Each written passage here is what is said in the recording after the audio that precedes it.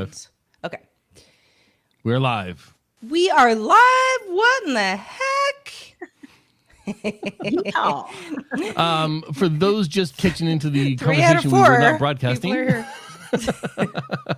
We are talking about the iPad and our use case for them, or lack thereof.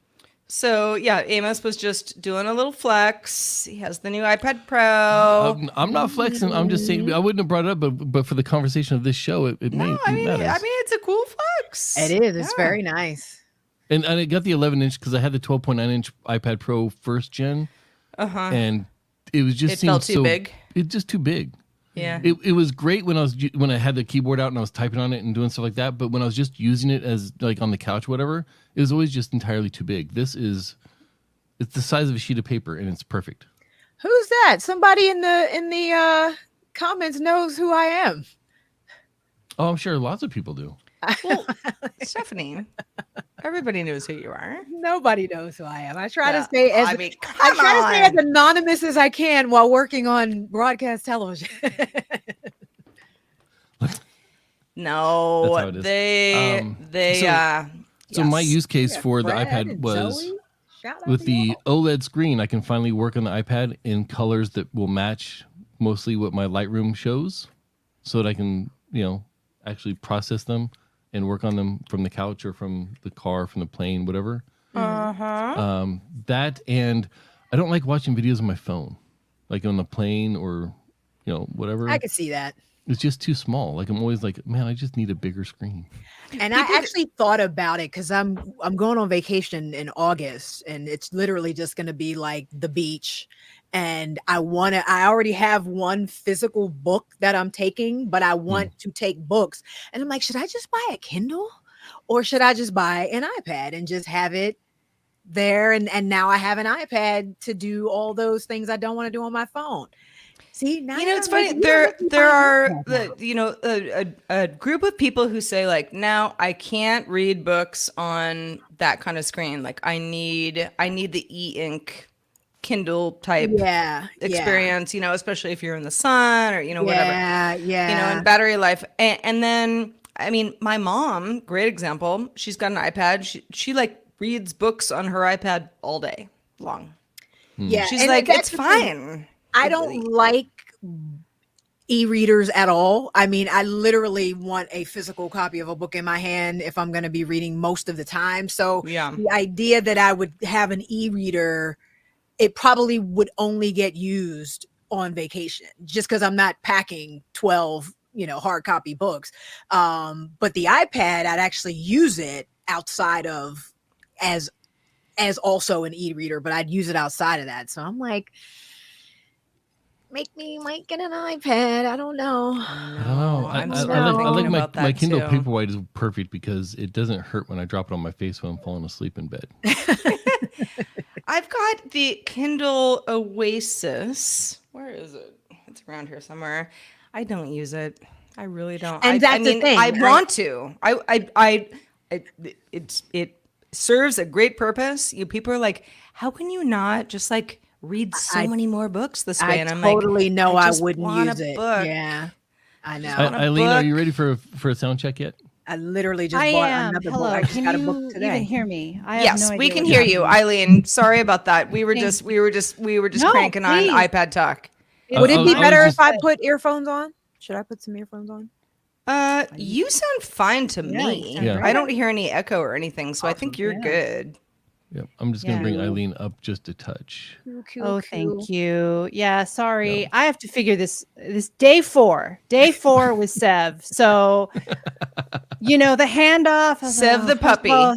He already has separation anxiety and he's just going to bark for a while. I don't know. He might have calmed down, but I didn't want it to get on Tom's stream. And even though we're in the bedroom, you could hear it. It's just like, we got to figure this out. Like, puppy training, all of that is coming, but I forgot what it was like with the tiny little thing.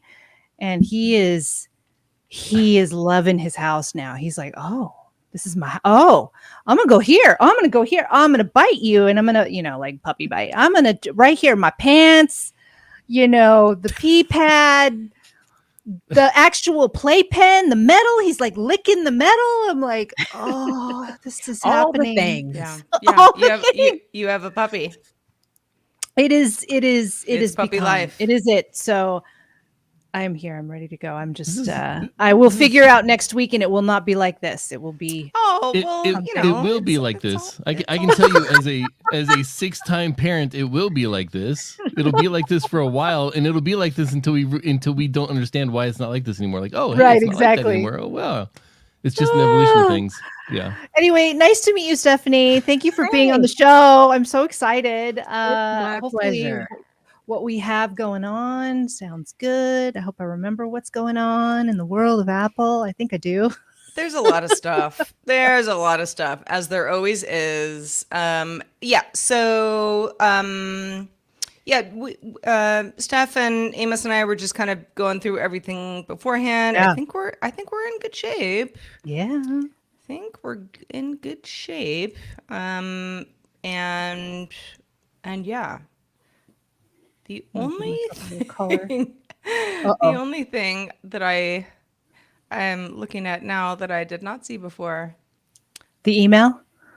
No. Oh, okay. The Steven Spielberg. Yeah. That's what I put it in there for you, Sarah, because and Stephanie, if you don't know, I'm not laughing because it's funny. I'm laughing because it's true. There's a story related to Sarah's family life. That's why I put that in there. Okay. It's very relatable to something that we talked about like a month or two ago. Yeah. So I was like, what do you say we get into it? I say we get into it. Right. Stephanie also has to do the Tech John. Is doing the Tech John after we're done here. So, all right. What is your hard out, Steph? 6 o'clock, like right at 6. Okay. Yeah. Okay. So 49 minutes from now? Yep. Correct. Okay. Sounds good. All right. Look, time zones are hard. They should be abolished, and I'm just trying to make sure. I know. All right. Let's Eileen, do Sarah, it. I will keep reminding you of the time as we go through so that she's not running over or feeling pressure to get out. And Sarah, you know the deal. I will disappear, and you can catch yourself in after I disappear. Sounds good. Okay. I'll count myself in 3, 2.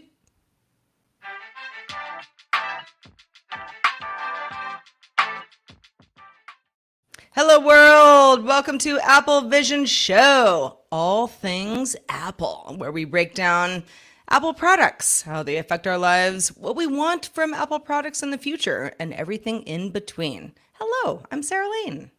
And I'm Eileen Rivera.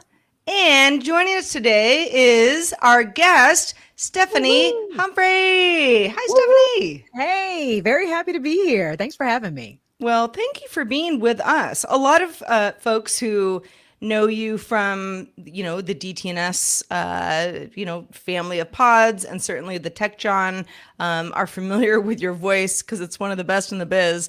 But let folks know what else you do. So I am a tech journalist. I currently supporting Morning on Merritt Street Media Network. So I do weekly tech segments on air. I believe you can see it on app, or I think it's on Xfinity now, and some streaming satellite platforms as well. I'm also a professional speaker. My workshop, Till Death Do You Tweet, helps young people be more mindful, intentional about their social media. I wrote a book about it as well. Don't let your digital footprint kick you in the butt.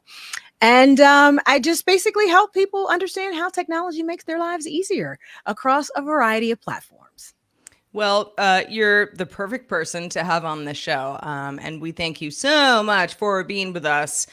Okay, so Eileen, after, last week was WWDC, but, first responding, right? Mm-hmm. We were sort of, being like, okay, we think we know what's going on. And of course, as is often the case, over a course of, a week or two or more for Apple or any other company, you get a little bit more context, some more even stuff that came from the show itself that wasn't part of the keynote, that wasn't like a splashy part of the keynote.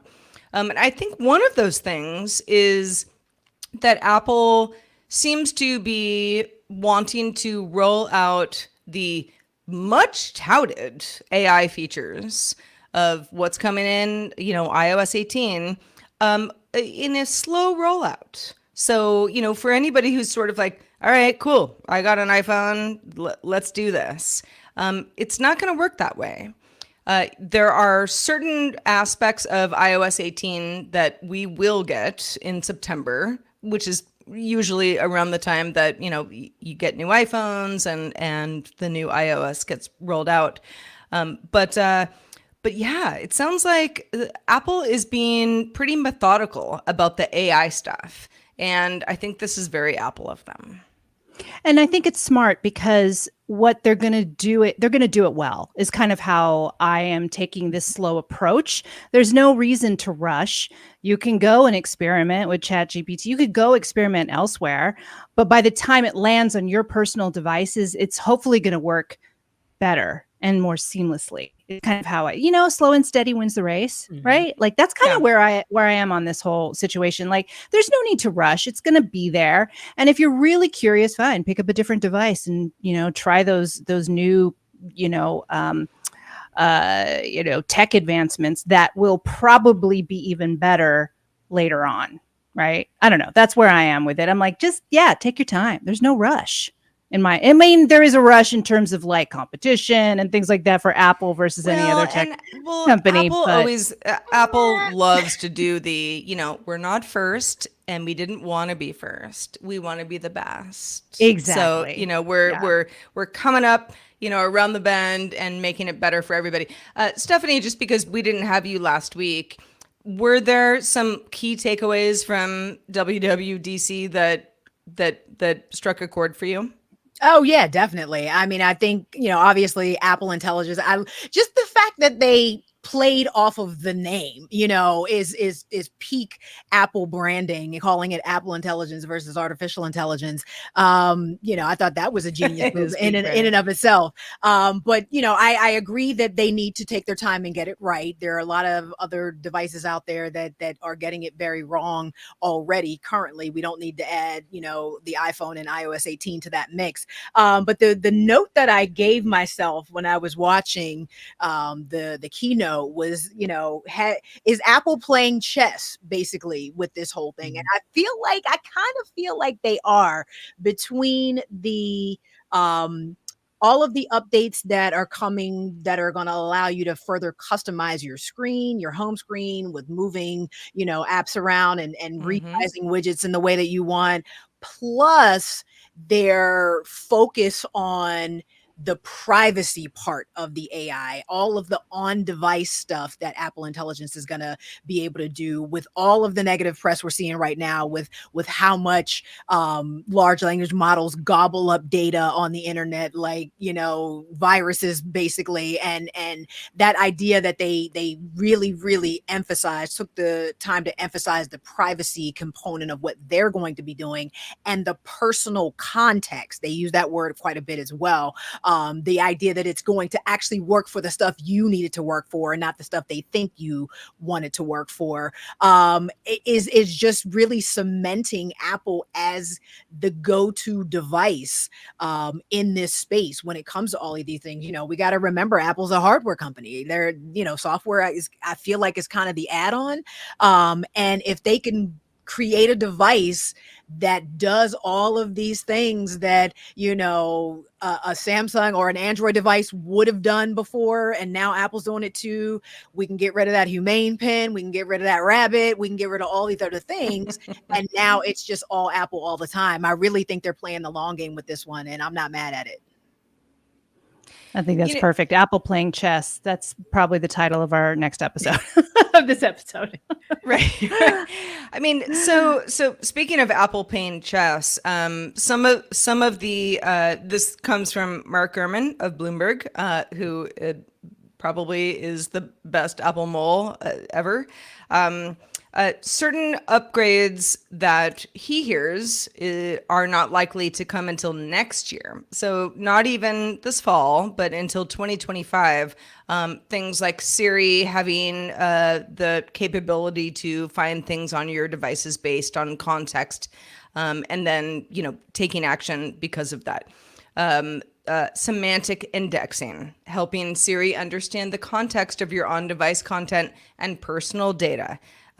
Siri being able to control your device and applications. For example, and this was an example that Bloomberg gave, you could ask Siri to show photos of a particular friend wearing that particular jacket. And then tell her to edit the photo and send it in an email or attach it to a document, that kind of stuff. So I think there is a lot of promise when it comes to AI. And, anybody who was sort of like, all right, Apple's in the game now, it's all AI all the time. All the companies are doing it. That's true. But Apple, I think, is being really cautious about rollout stuff, because so many other companies have been like, what do you want? We'll do all things AI for you all the time. And now there's a lot of pushback from people being like, aren't you taking creative people's jobs? And worse. There's also the note about because Apple is an American company, starting off with English first before expanding globally. It's kind of the way, the Vision Pro is going out, right? Starting here in the US, and now they're shipping globally. It's been several months now. It's sort of like, right. Once again, it's just another example of like, okay, well, let's figure out the basics here at home first before we start trying to like share with the rest of the world and make sure it works here. And then we'll start adding even more context, because it's going to be different in, say, China or in, say, Europe. All of that context and the way we even speak, tone, and all of that is going to come into play. And that is so different all around the world. So get it first here at home, hopefully, or get it going where you feel really good, and then spread the knowledge, that they'll have. But, like we talked about last week, Sarah, ChatGPT was kind of like that, sort of like, yeah, hi, footnote. It was a footnote, really. It wasn't even like, we're bringing in the capabilities. It was like, right. You guys want to know about that. But here it is at the very end of our conversation as we present Apple Intelligence, right? Yeah. Oh, man. I wasn't mad at that either, though, because ChatGPT's reputation is not horrible, but it's not great, honestly. Yeah. And I think there's a lot of fear still around AI in general. And to your point, Sarah, there, everybody's worried it's taking their jobs and everything else. So if you get too cozy, with a company like that is, again, just scraping the internet for every piece of data it can get, that doesn't, that may not rub off on you. That might not be the flex you think it is. And I think, they needed to have that presence and to be able to say we are working with one of the, most popular, most successful chatbots out there, but I don't think they needed to overemphasize that. I think they did it in just the right way. And I mean, if we're being honest, don't we want all companies to be this thoughtful about the things don't we wish all companies could be this thoughtful about the things that they do and the products they roll out? Because I mean, like I said, we've seen some awful things, not even in a privacy or data standpoint, but just stuff that doesn't work, and it's just like, take your time. It'll be okay. This gold rush to this AI, treasure is not going well in my opinion. And I appreciate the fact that Apple's taken a more thoughtful approach to it. Yeah. And if they're building trust, right? Trust yes. they're putting, it feels like at least at this disjunction, the consumer is first, and they kept talking about the security and the privacy. And I'm like, yeah, to your point, that's what we want. We want to be able to trust the company. And all things could go wrong, from here on out, but at least you feel like the effort is being made. That's why we're being so cautious. Yep. I was talking to a friend the other day who was like, yep, I use ChatGPT or some other AI model at this point every single day in my life. And it helps me, every single day. It took a while to get to that point, but I'm there and I'm like, I'm not there. At all. Not at all. No. I mean, trust me, I would love for, me to be like, hey, robot, do my work for me. I would love that. I would love that to work seamlessly.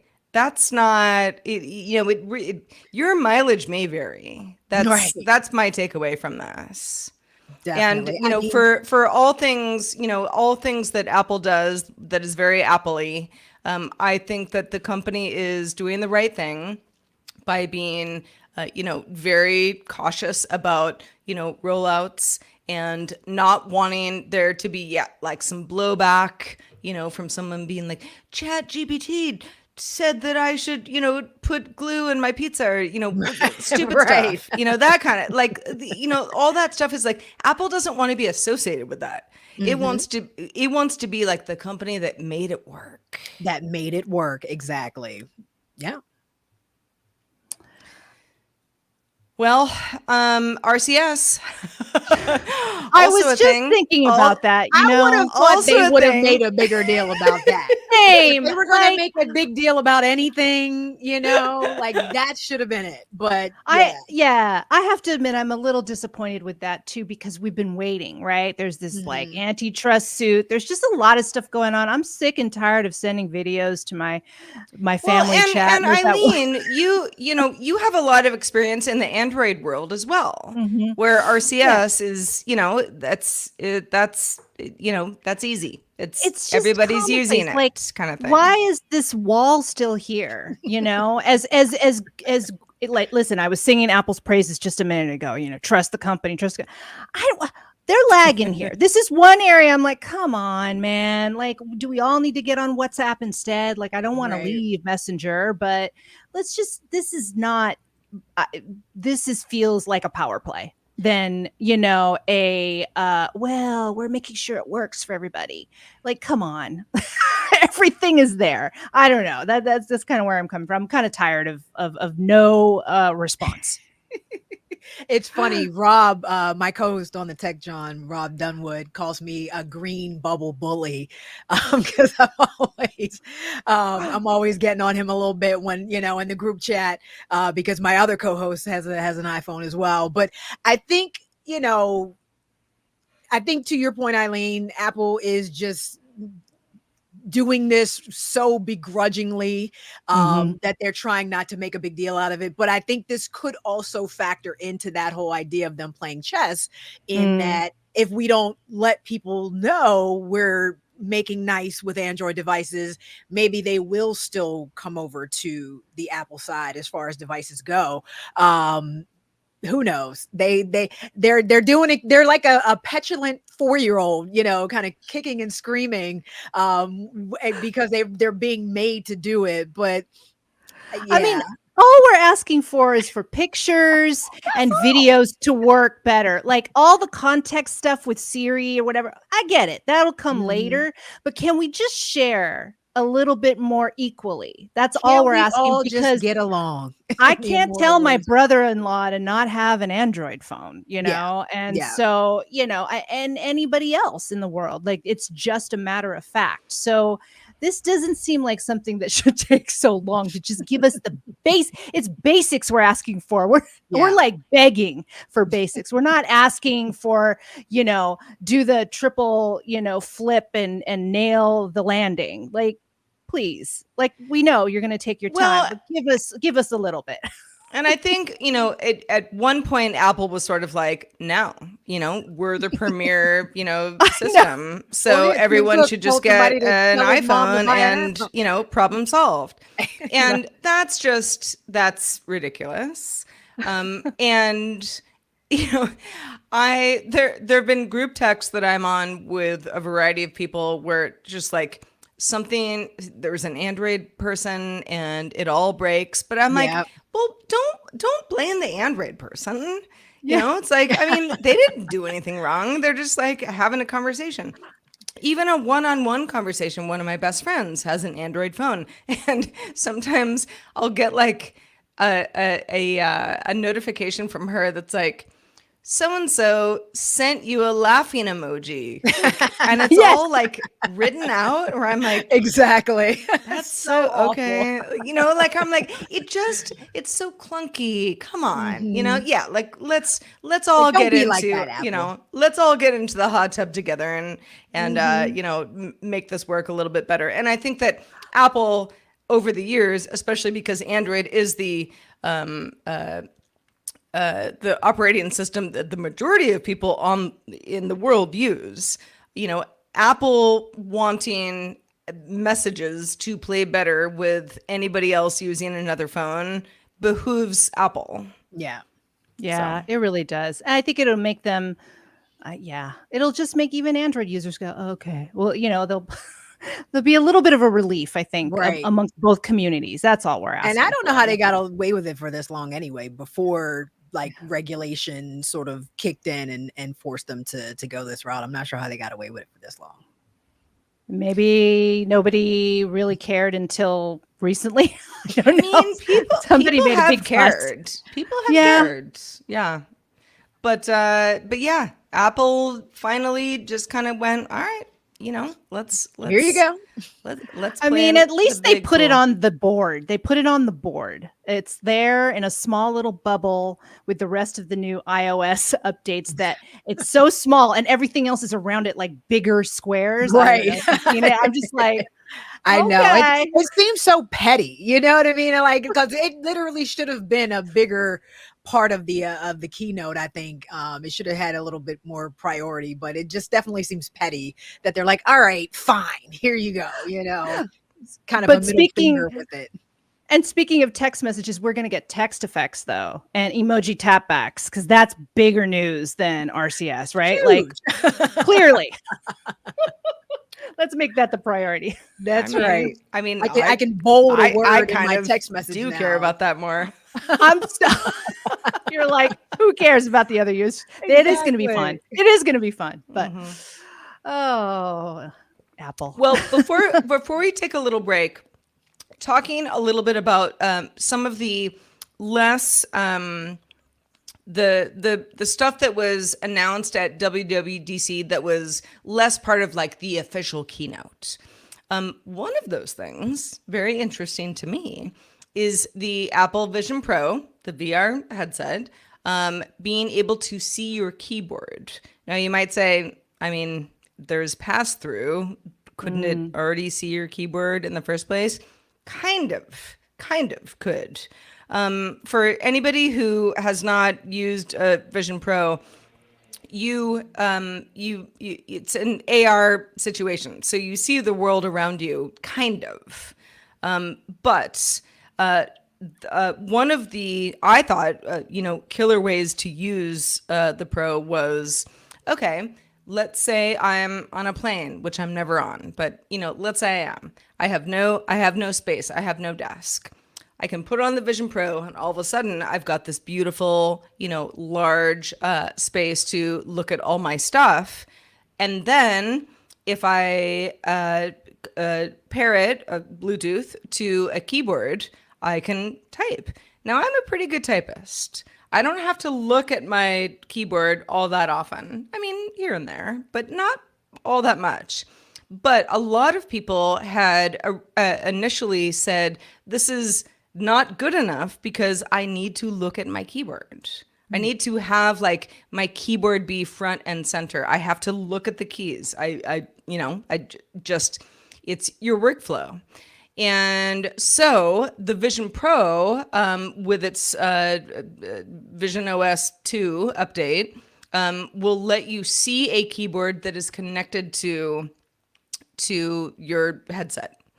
And that sounds small, but I think it's actually a pretty big deal, especially when you don't have to be on a plane.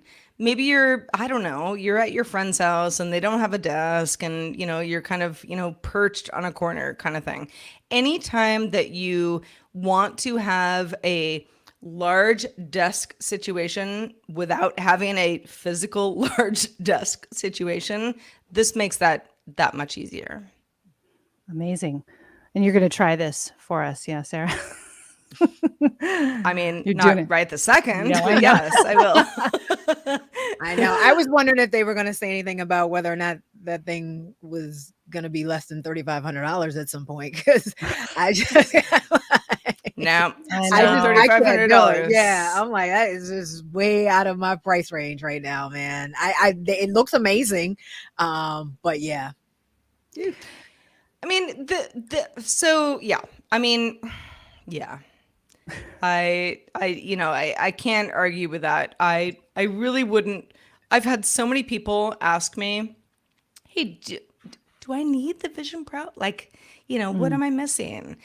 Because I'm sort of a VR person anyway, and I have been touting, like, oh, VR is so cool, but like I do like yoga in VR, cause it's like I'm not really like the proponent for being like VR is gonna make you be like a better journalist kind of thing, So yeah, there have been a lot of conversations where people are like, "Do I need this?" And I'm like, nah, I don't think so. I mean, if you're a developer and you have, you really have a vision, about, what should be made, go nuts. And I think this is the future. This is the wave. Yeah, but absolutely.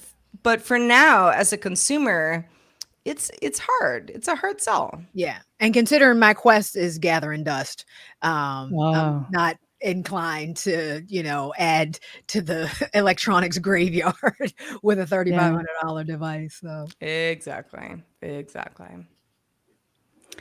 Well, maybe once it gets cheaper, we'll all kind of, I'm in. Yeah. But it would need to come under I want to say 1,000, but I could be convinced to do like $11.99 or something like that. But that would be very specific. So. It's under 12. It's under 12. Above $11.99. Still above 1,000. Had it been $12.50, no, but $11.99, yes. Sticker price matters. All right. Well, at this point, let's take a little break and we'll be back in just a few.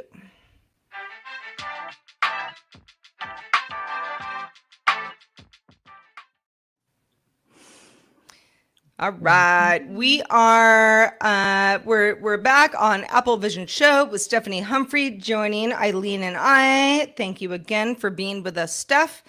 And let's talk now a little bit more about thin things, because Apple apparently wants thinner to be better at all times. I sometimes wonder how thin we need to be, but I don't know. Like, I don't know. I mean, Amos, before our show started, has an iPad Pro and was, showing off the thinness, and it indeed is thin.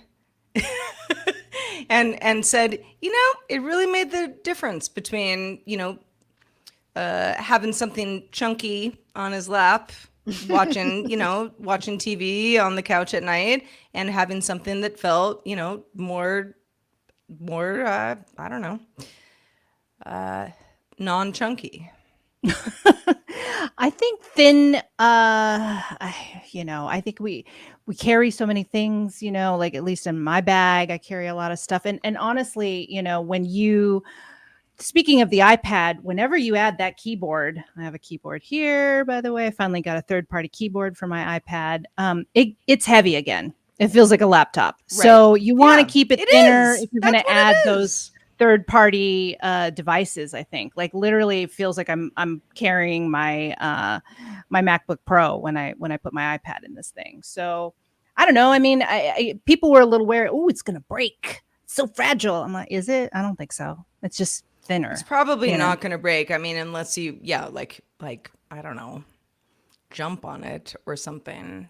Mm-hmm. Stephanie, I know that you're not using an iPad just because we were talking before the show, but does the idea of something like smaller, thinner, lighter than ever sway you at all?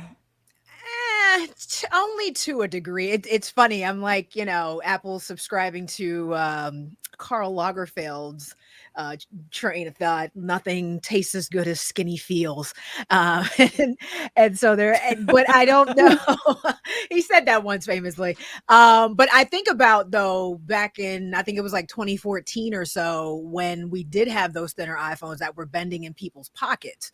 Will we see a return to that sort of thing? Like is it thinner but with a build quality that can still stand up? That's the thing. If you're just being thin for thin's sake, that's one thing, but you have to have that build quality that's going to be able to let me shove that iPad in a already full computer bag or messenger bag or something, and it not be compromised because I had two other really big books in there, or I had something else in there that made the bag sort of getting that in there kind of tight. And yeah, obviously you don't want to jam an iPad in a bag that doesn't have space for it, but if there's any chance that the device could be compromised because it's too thin, I would think Apple would want to look at that. Don't you think for the phones it's because they want to go foldable?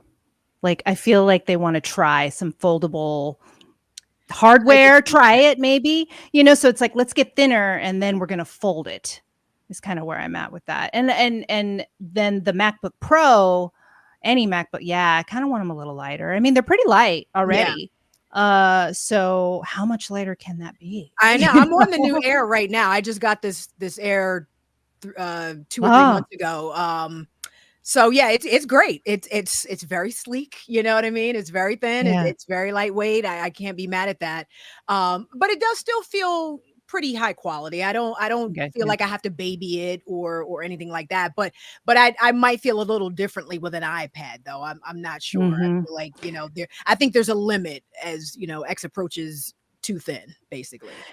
Yeah, because Sarah, you don't like covers. You don't like putting a case on it. And for me, I'm like, well, I'm going to put a case on it anyway, and it'll get bigger. So for you, Sarah, if this is thinner, do you feel like, oh, is this going to be? I just I ride dirty. See, you better than me. I can't do it. I can't either. I'm like, I spent so much money on this phone. I want to look at it. But you get the clear case. So yeah, you can same. See yeah. That's the thing. You get the clear case, but you got to get the case. Yeah. Well, we're just try not to drop it, which that doesn't work all that well historically for me. Although, I'm on a good run. I've slowed down in my old age.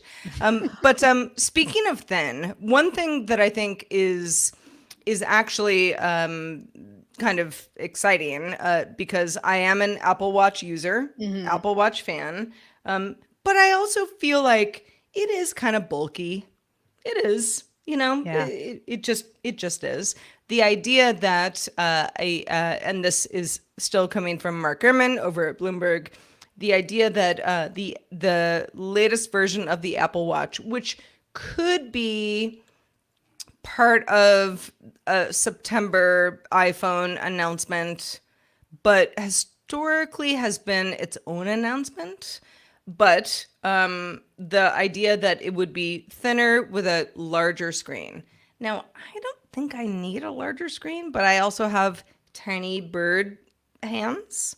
So I don't think I feel like this is so big on me already.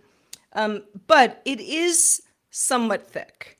I don't love sleeping with it, even though I do because I wanted to get my sleep stuff. Because I'm doing, all the health data, but the idea that this could be thinner and slightly larger probably would appeal to a lot of folks. I could totally support a thinner watch. Absolutely. I don't have it on right now, but I do wear an Apple Watch as well, and I feel like sometimes, and I switch the bands out to give it a different feel, but I feel like a thinner watch would work better with more outfits. I'm not gonna lie. I mean, it's totally from a fashion perspective. I feel like a thinner watch would work a lot better just in in coordinating it with different things, and it just a better aesthetic, I think, too. I love it. I agree. Didn't you get called out, Sarah, at a wedding for having your Apple Watch on? And they're like, "Why are you wearing that?" And but imagine a sleeker, thinner one. You'd be like, "Yeah, this looks good." No, it was this true. looks good. It was true. Like someone was like, "Really, Sarah? You're wearing your Apple Watch like with a Gucci You were dress?" in the wedding wearing the watch, or you just had a watch on with a dress, and you were at a wedding? I was at, well, there wasn't a wedding party. So we were all at the wedding, but it was, it was like a fancy wedding. And I was like, why are you guys, I need to get my steps in. And I can't do that unless I wear my watch. And they were like, it's just a little, Listen, if I could develop AFib like right now, and you know that, yes. You never know. Seriously. But at the same time, like I could have, maybe had another band. If it was less bulky, it would have, made more sense. Yeah. All that stuff. I'm all for thinning out the Apple Watch. Yeah, thin it out. Same. Do that one first. Yes, do that one back. Exactly. We're okay with everything. Everything else is great, Apple, but let's work on that watch first, okay? Just like RCS, right? All right, we've got our list, checklist. Let's do it. So some other news. This is not something that I have used before, but Apple Pay Later, which is part of the Apple Pay system, apparently is going away. Apple has decided that either I don't know. I mean, not enough people were using it, or the people who were using it in a way that made them go into credit card debt. This kind of seems like a credit card debt thing. I'm not familiar with. Was it like layaway, or like what was kind of? What it sounds like. Yeah. Kind of like you could say, using your Apple Pay account, you could be like, oh, I want to buy this couch, and I'll, figure out something with figure out how to pay for it later. Right, exactly. Like installments kind of thing, installments of payments, maybe. Installments, or just, buy now, pay later. Okay. Which I think, that is not 100% a horrible idea. What it does do is prey on, folks who don't have money for things and want to have the money for things and think that they will later. And so that's where something like, buy now, pay later comes in. And I think if my knee-jerk reaction to this is Apple being like, yeah, we don't want to be associated with this stuff. Because what happens is that, people end up, buying things they can't afford, and it turns into a credit card situation. And it is like, now is Apple a predatory lender? Someone in the comments said that they noticed Apple Pay Later required a credit check each time, which also probably is not a good look if you have an inquiry every time, on your credit report, every time you go to use. Right. Like even if that doesn't dock your credit, still it doesn't look good. Yeah, not a great look. All right, probably the Eileen, right decision to let it go. You can't have that couch after all. Well, aren't they still pushing their I still get like emails for the credit card though. So are they just trying to move a lot of those people who may have been using that over to the credit card? Because it's kind of like the same thing, but it keeps them, it keeps their hands less dirty, if that makes any sense. If you get people to sign up for the credit card as opposed to using the pay later, it's probably less admin on their part, and just an easier lift all around. Yeah, there are times where I wonder why a company like Apple would even bother. I know it's lucrative. Yeah. I know that, you're getting a cut of all transactions. I get it. But it's just, oh God, the banking world. You know, it seems like something where it's like, Apple, do anything but that. I know, right? You can do anything you want. Why this? Anything. Yeah. Just don't do that. But I think you're right, Stephanie. I think that's where they're going, you know, because, I have an Apple credit card that doesn't seem to be going away anytime soon. Mm-hmm. But, you know, the loan offering is not something like we've just talked about that is working, it seems like. So, you know, that's all right. They tried it. It's not bad to fail. I don't even know if it's a fail. It's just, you know, it's just a sort of, I don't know. I think about the economy and what's going on, and we're not all in good places, you know, right now. So it's not a surprise that something, even with good intentions, kind of didn't really work. Yeah. So. All right. So going back to the Apple Watch, and when things go wrong. Yes. Let's talk about director Steven Spielberg. You may have heard of him. He was apparently giving a talk when an Apple Watch that he was wearing on his wrists said that he'd taken a hard fall, and he hadn't. So he, you know, said, no, I did not take a hard fall, but this has happened before. To, you know, people of, you know, a certain age, you know, who have certain mobility, whatever. So apparently what happened was he said, you know, again, he was like in the middle of a talk. It's Steven Spielberg. And said like, no, I'm fine. But then didn't actually, you know, like cancel it in the right way. So he...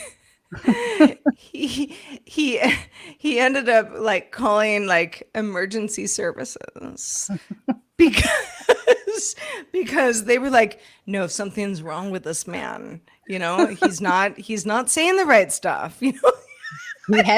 he hasn't responded, he's fallen and he hasn't gotten up. That's right. Exactly. Yeah. And I mean, you know, I don't want to laugh because it's not funny, but it is funny. It's like Steven Spielberg is like, you know, be quiet, Apple Watch. I didn't fall. And Apple Watch is like, we think you're in real trouble. You did fall and you need an ambulance, you know, ASAP. And we're going to send one out. Well, and he shouted out, I'm not going to press the button. He told the audience, right? Like, well, I'm not going to press the button. So let me tell you, this is what kind of first world problem is that? I don't want to press a button to disable this feature. Like, God forbid you have to take the half a second. So the emergency stuff is, before I even had an Apple Watch, I was on a jog. Like in LA, like this is years ago. And I remember like, you know, my phone was like in my like little fanny pack and was making like a really weird sound, you know, and I pulled my phone out and I'm like, oh my God, I've called 911. Like, you know, I'm so sorry. That was a mistake. I am so sorry. I'm fine. And they were like, are you fine? I'm like, yes, I'm totally fine. Where I'm like, that is insane. Yeah. How did I do that? Just by like bouncing around too much? So, you know, stuff like this, you know, kind of, I think it's sometimes feels like the same idea, you know, where someone's like, nothing bad happened, meh. But it's designed to really help you if something bad does happen. Right. I mean, I guess better safe than sorry. Sorry for the inconvenience, Steven, but, you know, obviously you're fine. But I love that he just didn't bother. He was like, I'll just pick it up later. Anyway, let's go back. Anyway, as I was saying, just took the whole watch off and said, forget it. Like, why do you even have the watch if you're not going to engage with the device in the way that it was intended? Like, okay, you get the notification, but then tap the X.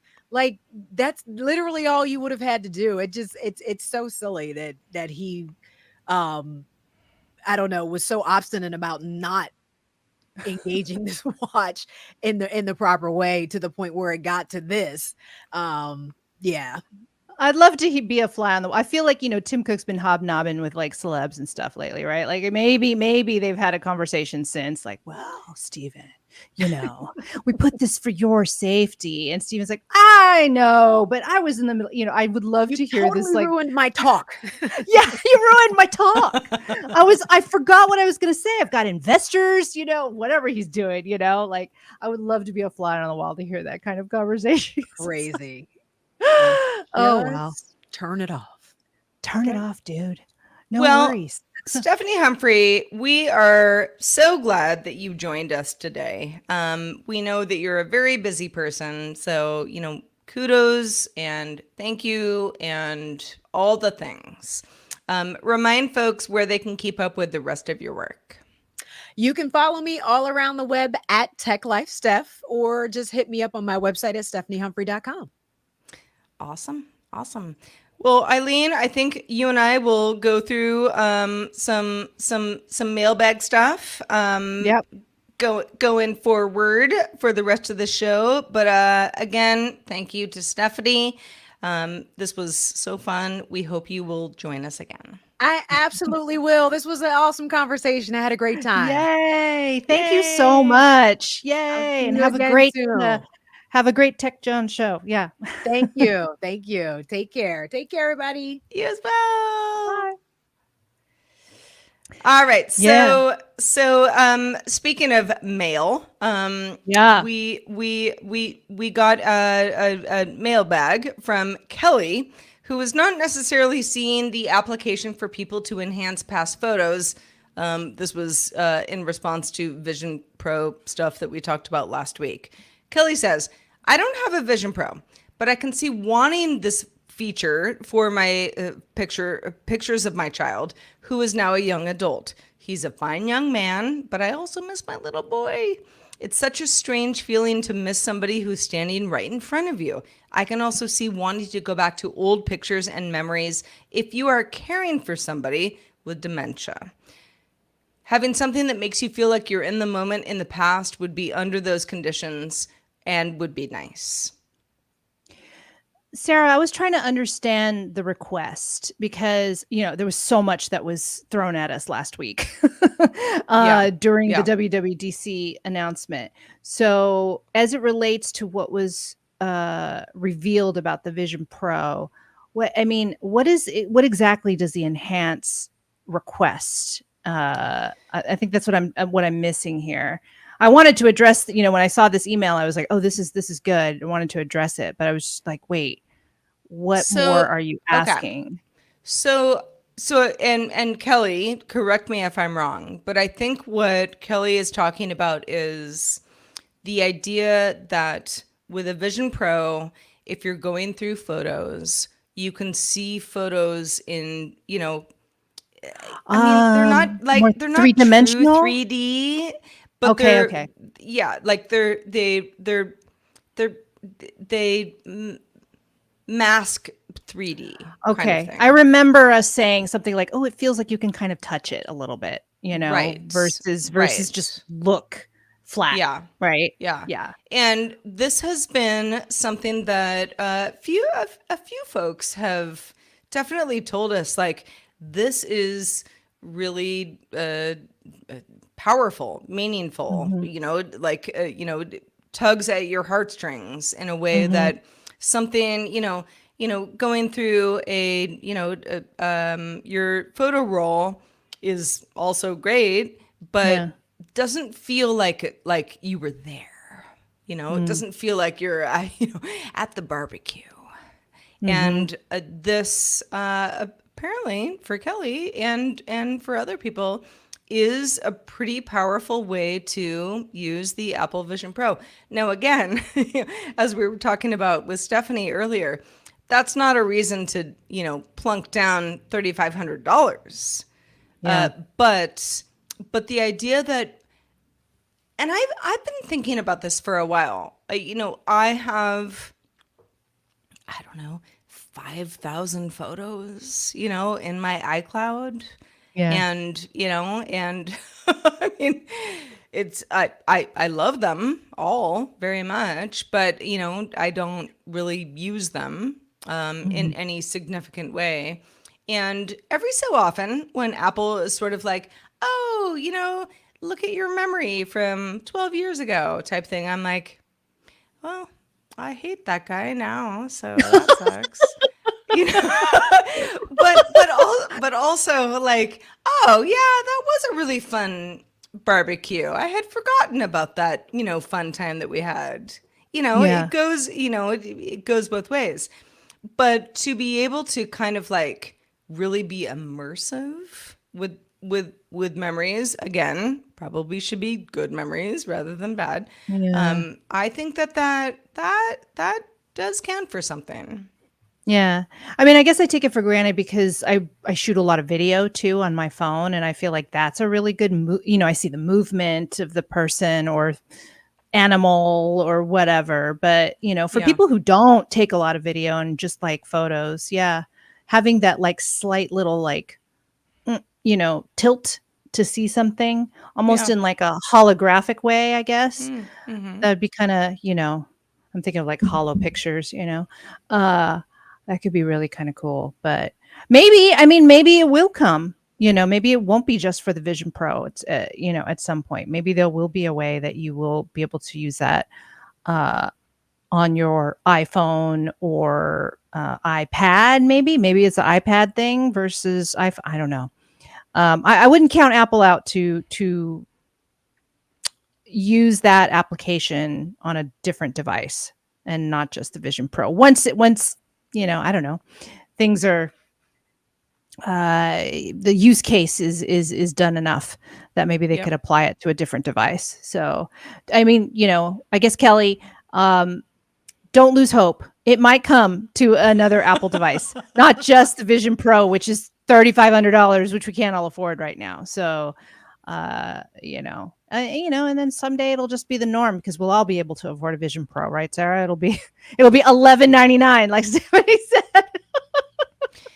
I mean, every time someone's like, "Hey, this is a really good use case," I'm like, "See, this is what we need." Right. I don't have a dog in this fight. I don't care if, the Vision Pro, succeeds or fails. I mean, I wanted to selfishly because I want it to be a cool thing that I have. But I mean, I don't know. I don't know. And I think that, we're all in this situation right now, as we were talking with Steph earlier, just about, even just little things that are going to be added to the new version of iOS. It's like, is it for everybody? Absolutely not. But it's going to be great for some people. And the, companies that make these tools for us have to just kind of try. Yeah. See how it goes. They just have to try it. Yeah. See what becomes real popular. You just reminded me. I really thought the design for iOS 18 and the new iPad, I thought it was going to all connect with the Vision Pro, and it did not. At least now that nothing has been announced. I was like, oh, I know they're going to make it all kind of seamline. Speaking of things that I thought would like all connect eventually. That was a wrong one, but I did get Genmojis. I got Genmoji. Yeah. I got that one. I got something on the board. I didn't even really get RCS because, like we said, that's it's happening, so that's great. But that whole, I don't know. I mean, I feel like that's okay. If Apple is petty, RCS is a great example of Apple being petty. Just being like, we'll do it. We're not gonna fucking talk about it. It's just gonna show up, and then everybody will be happy when we share photos and videos, right? Yeah. And the tap backs. Hopefully, everybody will get the same tap backs instead of person has hearted your photo. Thanks for wasting my time. Great. You know what? I will say, okay, so if speaking of petty, I'm not really being petty, but so one thing that I want messages to do better is, okay, so for example, a friend of mine sent me like a funny photo of, whoever. And, I hearted it. Didn't have anything to say at the time. I was sort of busy, doing other things. That's why tapbacks work well. And like this was on a group text with like other people. A couple days later, like so-and-so also did like a thumbs up. There was a ha, and I don't know, maybe another heart. And there is no good way for me, if I like wake up in the morning being like, oh, my East Coast friends on other time zones have been very active in this group chat. I don't know who said what. Because they didn't say anything. Oh, yeah, that's annoying. That's right. Yeah, it's like, and it like, I guess it kind of doesn't matter, but I'm like, I want to know who did the thumbs up, who did the ha, who did the question It mark. makes a difference because you could be surprised, like, oh, wow, I didn't really think so-and-so would be laughing at that, or even like it, right? Yeah, and then or you're just like, or even like times of day that, timestamps, like, come on, Apple, let's, the tapback thing has worked out quite well. I mean, people use it all the time, but honestly, if I'm not right on my phone, or I guess, on messages in general, being like, oh, I see that Frank ha-ha'd that photo that I sent. It's like, it gets lost, and I never see it later. Just kind of, maybe I'm crazy, but one of those things that I think Apple should do quite a bit better. Yeah, no, I see, but we're still on that RCS. Do better, please. Do better. Yeah, no, I agree. I hadn't even really thought about that, to be honest with you. Now you got me looking back on my group texts. I'm like, wait, I know something happened recently. I was just like, so many people did like I'll tell you, the one that I hate the most is the exclamation point. I used to not know when to use it. Like, did I offend you? Like, are you, do you have like a high heart rate right now? Like, what? Why? Yeah, I used to not know exactly when to use it. I know it's like emphasis, but like emphasis mad, emphasis happy. But there's so many other happy emphasis. So then I'm assuming it's negative, because the others, you could heart it, you could thumbs up. And there's also a ha. How is this positive? So it probably isn't, right? I'm trying to rule out, Totally. But then when you see someone do it, they can't be angry. Like they were right. Like, I don't know. I don't think it's angry. It's just, I don't know. Whenever I get it, I'm like, what's up? You're like, what's up with the, yeah. We need to know the tone, and it doesn't always come through. Right. It's just like, oh, or is it like not a question, but like more information needed? I don't know how people use it. Sometimes I feel like I've probably used it wrong in the past. Sometimes I feel like, like the, all things emoji or tapbacks or whatever, are, supposed to mirror people, right? So like, I'm like what am I doing when I'm like exclamation point? I'm like, ah! Like if I'm like heart, I'm like, oh, right. Like if I'm like questioning, I'm like, yeah, like there's so many things that it's like it can be interpreted quite a few different ways. I think it can. It could be like you're at a party, like, yeah, right? Like super better than, not so soft like a heart. Not even like the thumbs up is just like cool, right? But the exclamation point is like, let's go, Yeah. Right. Yeah. It's like the party rager. That you use the exclamation point if you want to rage. Yeah, but rage could be angry sometimes. So yeah, your mileage may vary, I guess, is what we're trying to say. I don't know. I cannot tell you how many times somebody has sent me the question mark tap back where I'm like, did you not understand my words? We're speaking the same language, but it was more of like, oh, I'd like more context.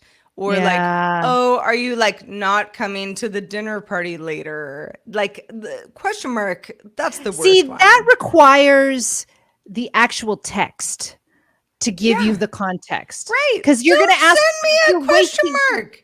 Yeah, you're wasting, he or she is wasting your time because you're like, I don't know what this is. And you've paused and you're like taking space in your brain to try and interpret when all they could have been is like, oh, are you still coming? You know, like that kind of thing, like super easy. Yeah. And, you know, I don't know. Dr. Hunter Wasser says that's what Genmojis are for. So maybe these amazing, is it Genmojis? Genmojis? Forget already. Genmoji. Somebody tell me, please. Yeah. Maybe that will help us out, but it won't help the Android users who will be completely confused. Like, what alien are you giving me? Why are you? What is the like? It'll say sent alien. Be like, why did you send me an alien? This is why RCS used to work. But anyway, now we're falling into the rabbit hole. But well, before we get too deep into the rabbit hole, just a reminder that we love your feedback. Everything that you want us to talk about on the show, we take into consideration, and we would love more of that. Feedback at applevisionshow.com is where to send that feedback. We're also on the socials. Eileen, you are just the best social person that I've ever met. So I don't even know what I would do without you. Woo! I try to come up with more creative ways to promote our stuff, but you know, sometimes life gets in the way, like a freaking puppy. Like a freaking puppy. I mean, oh my gosh, that puppy. I know. I just, for those of you who don't know, Tom and I adopted a little new puppy who's 8 weeks old, going to be 9 weeks, and his name is Seven, and he is the definition of a puppy. That's all I'm going to say. So pray for me and give me your puppy tips and how I can use my iPhone to there's apps I see on you know, whatever, but I need help. And then I will continue doing cool social media posts for our show. Well, thank you for being a team player. Having a puppy is not easy. You know, I mean, it's the most adorable thing, but also not easy. So, yeah. So, all right, everybody. Well, until we reconvene next week for episode 21, episode 20 is in the can. Thanks to everybody for supporting us and hanging out with us, and we'll see you next week.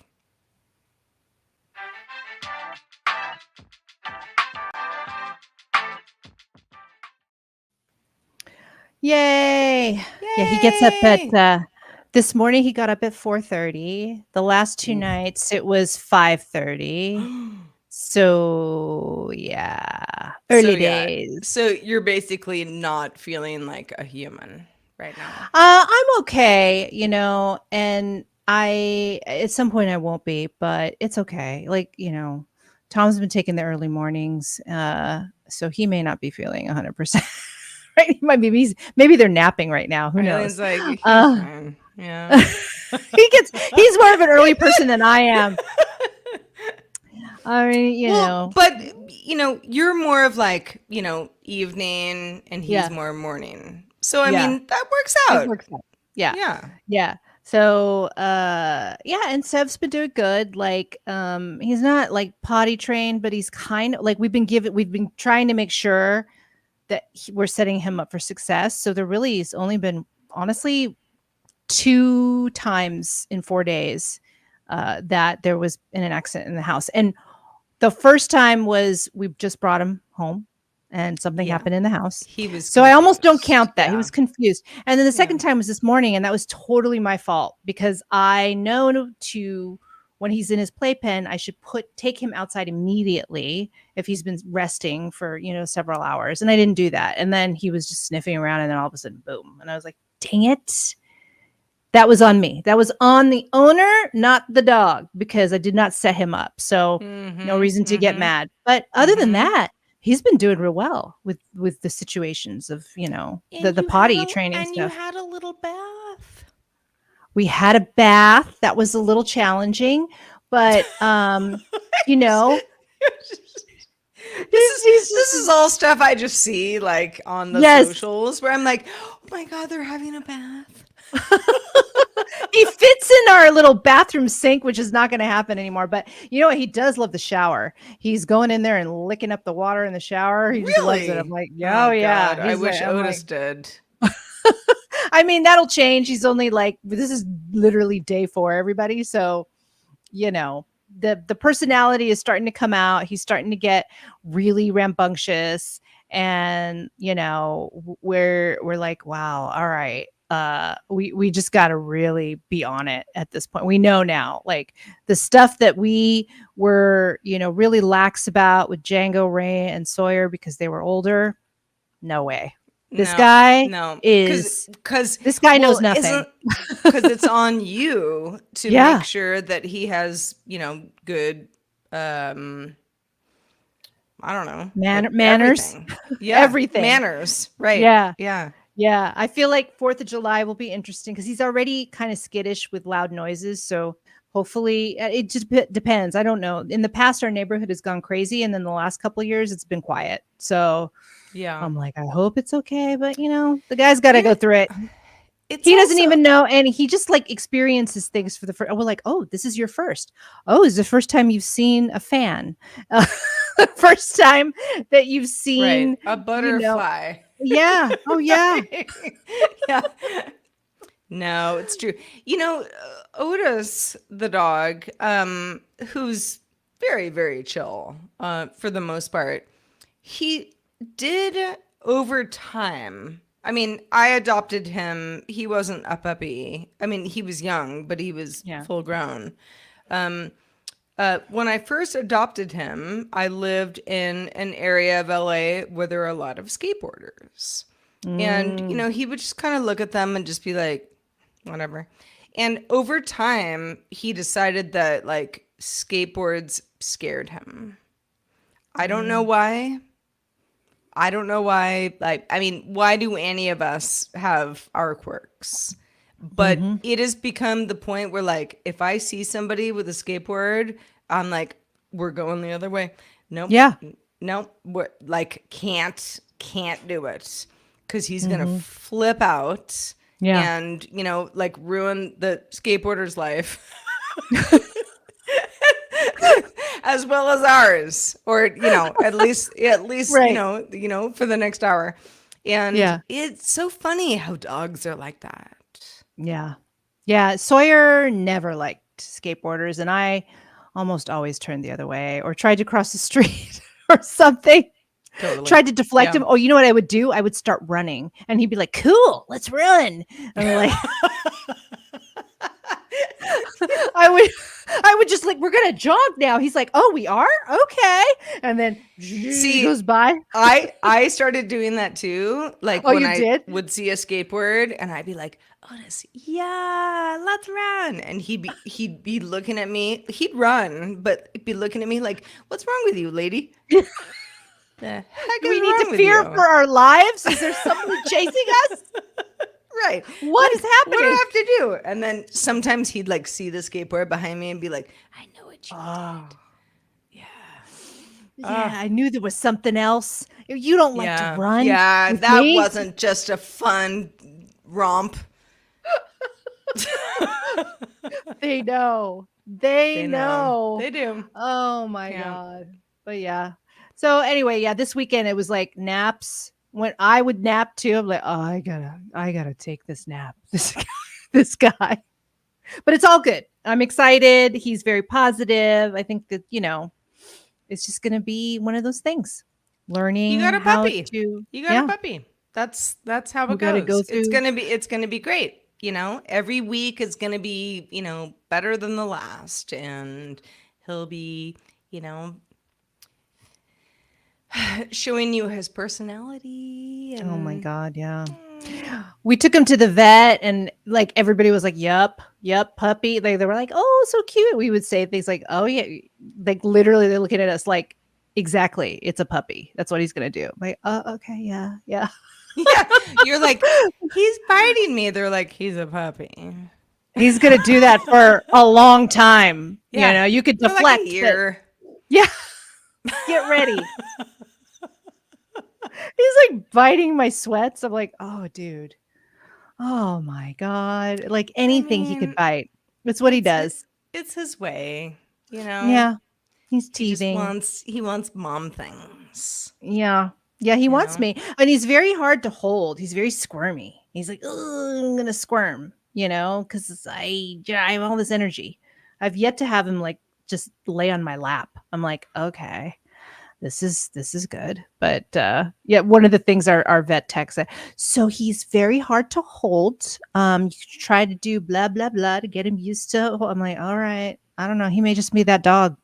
Don't hold me. Don't pick me up. I can pick him up easily, but like holding him, he gets all. Yeah. I don't know. I mean, he's also like not even 1 year old. No, he's almost 9 weeks. 4 years old. You might like look back on this and be like, wasn't it funny when Sev like wouldn't let us hold him?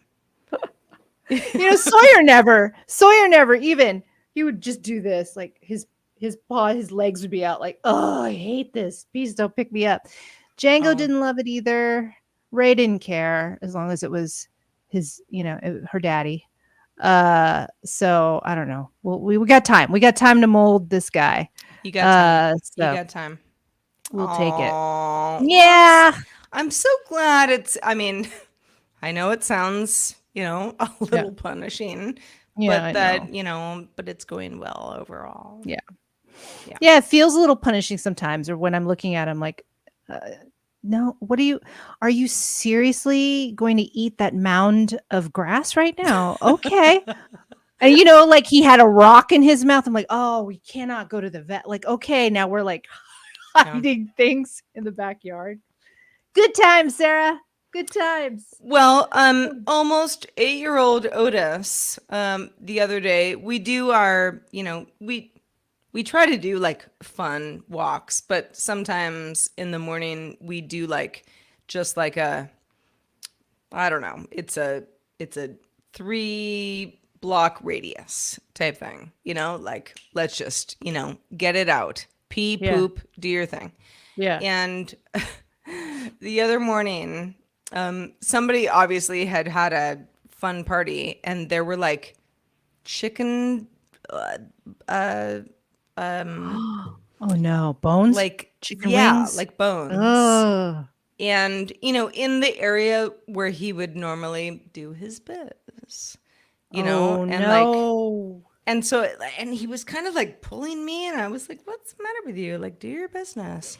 And then I was like, oh my gosh, because chicken bones, for anybody who is not aware, when dogs eat them, they will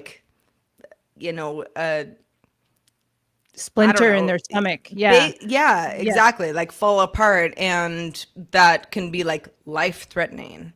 Mm-hmm. So I had to like pull the chicken bones out of Otis's mouth, and then he had to poop right after. And I turn around, and the person right in front of the house is just sitting out there looking at us, just sort of like, good morning. I'm always like, good morning. Yeah, my dog just tried to eat a chicken bone, and I had to like get it out of his mouth, and now he's pooping on your lawn. Good morning. Yeah. Good morning. That's what being a dog owner is all about. You can't do anything else. So yeah, right now I can get into his. I mean, we're doing all the things, right? I'm gonna touch your mouth. I'm gonna touch your paws, whatever. I get in, and I'm like, "What is that in your mouth? What is that?" He's just like, "Ah."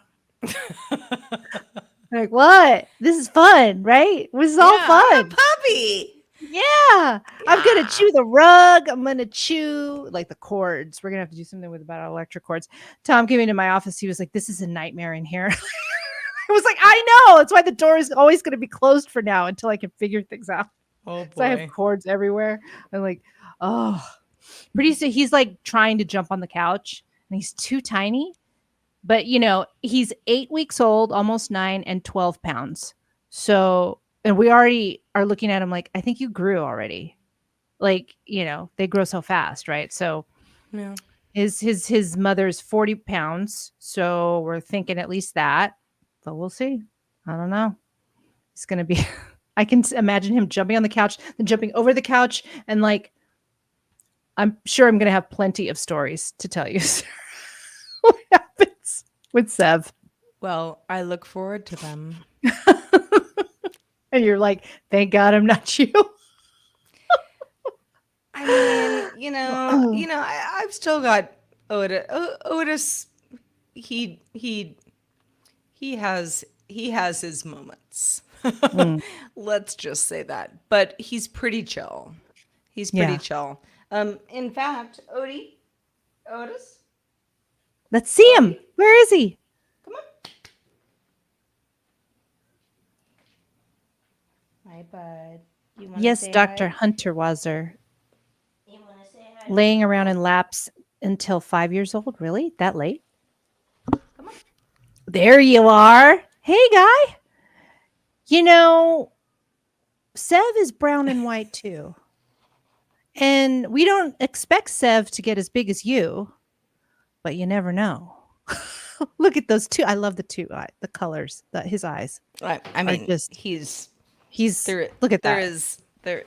I always say to people, I know everybody likes their own dogs, but there is no dog cuter than this. There just isn't. You can't do it. And he's a sweetie too. He's so He sweet. is a sweetie. So he's like, what the heck? Why did I have to be on that stream? Yeah, what? I didn't want to say hello. Who am I even saying hi to? Weird. I can't see them. Oh man. Yay, we got an Otis. Someday I'll show Sev, but not right now. He will not stay still. One day at a time. Yeah. One day. All right, Amos. Are you there? Are you here? What is she? There he is. Back with a question mark. That's funny. He did. He did just tap back with a question mark. That's hilarious. Oh my God. Anyway. I was staying out of the puppy conversation as a person who's had puppies and had kids. It was not my wheelhouse to tell you you're doing everything wrong. So I'm just gonna keep my mouth shut. Everything wrong? Oh, so we have to do it all wrong, and then it's right. You do it your way, because your way is not gonna be my way. So I refuse to be one of those people that sits over and secondhand guesses someone else's parenting or pet parenting style. So I just being quiet. Fair enough. Yeah. All right. Well, should we say ready to goodbye wrap to it up? everybody? Yeah. I think it's about that time. This was great as usual. Thank you, Otis. Stop.